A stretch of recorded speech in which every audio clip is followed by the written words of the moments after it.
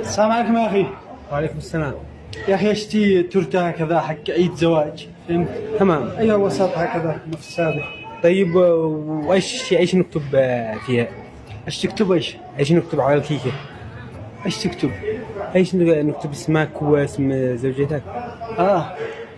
أيوة اكتب أحمد ومرته. أحمد ومرته.